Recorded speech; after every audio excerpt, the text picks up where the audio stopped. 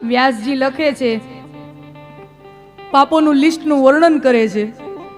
કન્યા વિક્રય, અસત્ય ભાષણમ, કન્યા વિક્રય,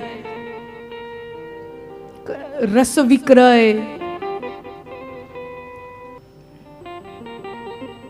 રસ વિક્રય, કન્યા વિક્રય, ગૌ વિક્રય, વિશ્વસ્ત જન વંચક. આ એક મોટું પાપ કીધું છે. વિશ્વસ્ત જન વંચક એટલે જે વ્યક્તિએ આપણા ઉપર વિશ્વાસ મૂક્યો હોય એનો વિશ્વાસઘાત કરવો, એને પણ બહુ મોટો પાપ કીધો છે. કોઈ વ્યક્તિએ આપણા ઉપર નિષ્ઠાપૂર્વકનો વિશ્વાસ મૂક્યો હોય અને એનો વિશ્વાસઘાત કરવો, એને બહુ પાપની શ્રેણીમાં. અને હજી એક છે નિંદા, એને પણ પાપની શ્રેણીમાં રાખી છે. અને આમ તો છે ને, ષડ રસ કહેવાય. ખોરાકમાં 6 રસ હોય: ખાટો, મીઠો, તીખો, તુરો, કડવો, એમ કરીને ષડ રસ હોય. કોઈ પણ ખાદ્ય પદાર્થના 6 રસ હોય. ઘણાઈને ખાટો ગમે, ઘણાઈને મીઠો રસ વધારે ભાવે, ઘણાઈને અલગ અલગ પ્રકારની જેની જીવવાના ટેસ્ટ બર્ડ્સ હોય એ પ્રકારે રસિકા કામ કરતી હોય એ પ્રમાણે. પણ એક રસ એવો છે કે જે બધાઈને ભાવે. 7મો રસ એ છે ષડ રસ. શાસ્ત્રો કહે છે 7મો રસ છે ને એ બધાઈને ભાવે ને એ છે નિંદા રસ. એમાં બધે મજા આવે. કોઈ એવું ન હોય નિંદા રસ. ભાઈઓને મજા આવે, બહેનોને મજા આવે. એવું નથી કે આપણે આ ભાઈઓ થતું એના લેવલે હોય તો બધે એની વાતો રસોડાની, સાડીઓની ને એવી ન હોય, એની બીજી હોય, પણ હોય ખરી. નિંદા રસમાં બધાને રસ પડે. એક વાત છે, એક વખત એક રાજા પોતાને ત્યાં બ્રહ્મભોજ કરાવી રહ્યા હતા, બ્રાહ્મણોને ભોજન. તો બરાબર એની રસોઈ રાજમહેલના જે મોટું મેદાન હતું, મોટું આંગણું હતું, ફળિયું હતું મોટું, એમાં ઓપનમાં રસોઈ થતી હતી. બરાબર બનાવ એવો બન્યો, રસોઈ બની રહી છે અને એક સમડી છે એ પોતાના પંજામાં સાપનો શિકાર કરી અને લઈને ઉડી છે. અને સાપ જે છે એ પોતાનો બચાવ કરવા સમડીને ડંખ મારે છે. તો જ્યાં ડંખ માર્યું ને તો ઝેરના થોડાક ટીપા નીચે દૂધપાક બનતો તો એમાં પડી ગયા. નીચે દૂધપાક બનતો તો એમાં પડી ગયા. રસોઈયાને ખબર નથી કે આ રસોઈ હવે ઝેરીલી બની ગઈ છે. અને એ દૂધપાક જેટલા બ્રાહ્મણો આવ્યા, દૂધપાક જમ્યા, બધા બ્રાહ્મણો મૃત્યુ પામ્યા. ઝેરની અસર થઈ, બધા બ્રાહ્મણો મરી ગયા. રાજા ફફડી ઉઠ્યો કે મારી રસોઈમાં, મારા નિમંત્રણમાં મેં ભોજન કરાવ્યું અને બધા બ્રાહ્મણ દેવતાઓ જમવા આવ્યા અને આટલા બધા બ્રાહ્મણ દેવતાઓ મૃત્યુ પામ્યા, મારી રસોઈ જમીને મને બ્રહ્મ હત્યાનું પાપ લાગશે. રાજાને ડર લાગ્યો કે મને બ્રહ્મ હત્યાનું પાપ લાગશે. હવે જુઓ, રાજાને ખબર નહોતી કે એની અંદર ઝેર છે. રાજાએ થોડી માર્યા છે. રાજાને ખબર નહોતી એની અંદર ઝેર છે. રસોઈયાને ખબર નહોતી કે એની અંદર ઝેર છે. તો સમય આવ્યો ને તો ચિત્રગુપ્ત ચક્રાવે ચડ્યા કે આ પાપનું ફળ કોના ખાતામાં લખવું. કારણ કે આટલા બધા બ્રાહ્મણો, સેંકડો બ્રાહ્મણો મર્યા, તો આ હત્યાનું પાપ કોના, જો કર્મ છે તો કોકના ખાતામાં તો લખાય ને. હવે આને કોના ખાતામાં લખવું? રાજાએ તો માર્યા નથી, એને તો ખબર નથી. રસોઈયાએ માર્યા, રસોઈયાને ખબર નથી.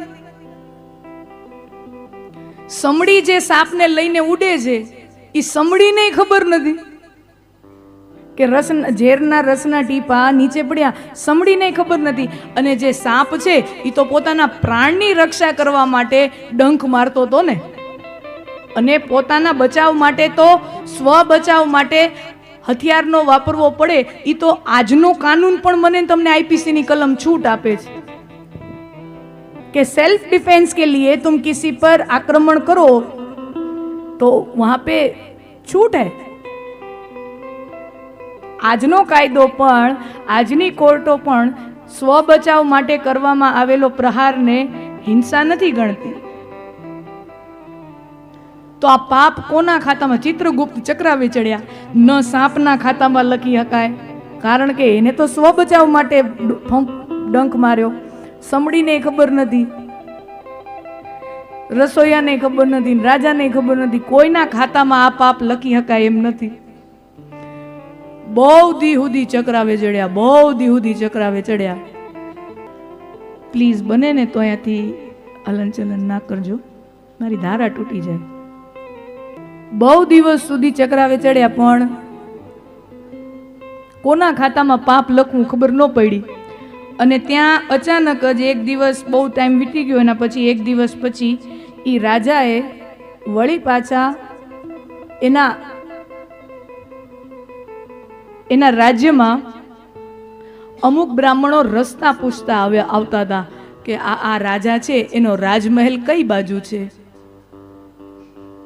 તો એક 40-50 વર્ષના સ્ત્રી, મધ્યમ ઉંમરના સ્ત્રી, એને રસ્તો પૂછ્યો કે રાજાનો રાજમહેલ કઈ બાજુ છે. એને તો ખાલી રસ્તો જ પૂછ્યો તો, પણ ઈ બાઈએ વણમાગી સલાહ આપી.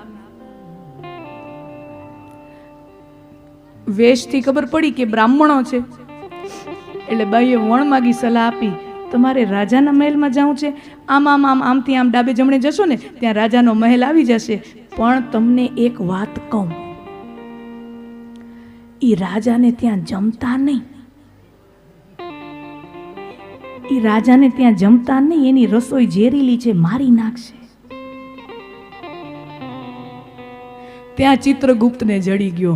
આ પાપનું ખાતું ન સમડીના ભાગે જાય, ન સાપના ભાગે જાય, ન રસોઈયાના રાજા, આ બાઈના ભાગે જાય. કોઈના ખાતે ન જાય, આ બાઈના ભાગે જાય. શું કામ? કારણ કે પાપનો નિયમ છે. સુનના, પાપના ફળનો નિયમ છે કે જે પાપ કરવાથી પાપ કરવા વાળાને આનંદ આવે તો એને એ પાપનું ફળ મળે. એને પાપ કર્યું કહેવાય. કરવાથી કરવા વાળાને ખોટા કરવાના આનંદ હોય ને. તો જુઓ, આમાં સાપને તો કોઈ આનંદ મળ્યો નહીં, સમડીને કોઈ આનંદ મળ્યો નહીં, રસોઈયાને કોઈ આનંદ મળ્યો નહીં, રાજાને કોઈ આનંદ મળ્યો નહીં. પણ રાજાની નિંદા કરીને ઓલી બાઈને આનંદ મળ્યો. ઈ નિંદાના પાપનું ફળ એટલે ખાતામાં એને જાય. હા, એ નિંદામાં એને આનંદ મળ્યો, પ્રસંગ બન્યો, એની નિંદા કરવામાં એને આનંદ મળ્યો. એટલે ચિત્રગુપ્ત કહે આ પાપ આના ખાતે જાય. અને સુખી રહેવાની એક જ ચાવી છે. સાચું કહું ને તો સુખી અને શાંતિપૂર્વક જીવવાની એક જ ચાવી છે. આપણી આજુબાજુ વાળા, આપણા આડોશી પાડોશી કે આપણા સમાજ વાળા શું કરે છે, ક્યાં જાય છે, શું કરે છે, એના પ્રપંચમાં પડો નહીં તો જીવનમાં લીલા લેર જ છે.